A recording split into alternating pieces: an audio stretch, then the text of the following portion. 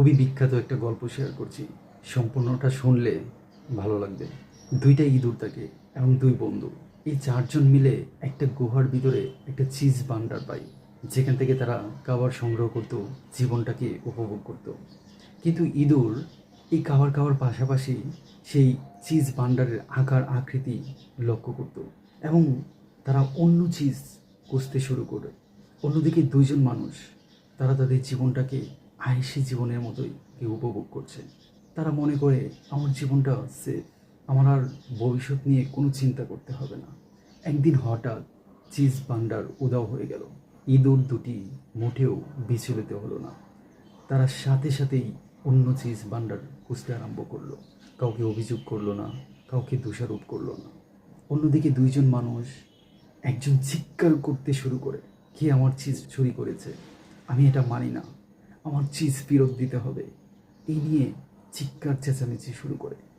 কয়েকদিন যাওয়ার পর প্রথম বন্ধু ভাবল, আমরা যদি ওই চিজ ভান্ডারের অপেক্ষায় বসে থাকি তাহলে হয়তো না খেয়ে মরতে হবে। তাই সে তার দ্বিতীয় বন্ধুকে বলল, চলো আমরা নতুন চিজ খুঁজে বেড়াই। কিন্তু দ্বিতীয় বন্ধু বলল, না, এই চিজই আমাকে ফেরত দিতে হবে। কেন আমার চিজ চুরি হবে, কে নিয়েছে, এই রকম ফিক্সড মাইন্ডসেটে আটকে থাকে। কিন্তু প্রথম বন্ধু ভয়, অনিশ্চয়তা, ক্ষুধা নিয়ে নতুন চিজ খুঁজতে শুরু করে। অনেক পরিশ্রমের পর সে আরেকটা চিজ ভান্ডারের সন্ধান পায়, যেটা পূর্বের চিজ ভান্ডারের চেয়ে আরও বিশাল। প্রথম বন্ধু খুবই অবাক হয়।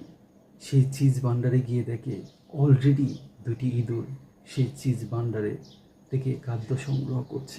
সে যখন এসে তার দ্বিতীয় বন্ধুকে বলে যে আমি একটা চিজ সন্ধান পেয়েছি, চলো তুমিও চলো।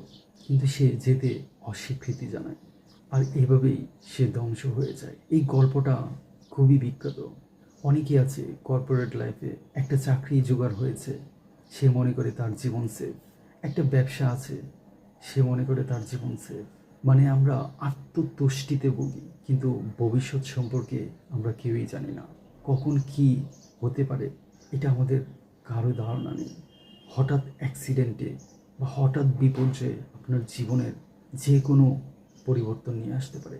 কিন্তু আপনি যদি এই ফিক্সড মাইন্ডসেটে বসে থাকেন তাহলে আপনি সেই সুযোগগুলোকে মিস করতে পারেন। তাই আপনার একটা চাকরি আছে, আপনার ব্যবসা আছে, আপনার কাছে টাকা আছে, তারপরেও আপনি নতুন চিজের সন্ধান করুন।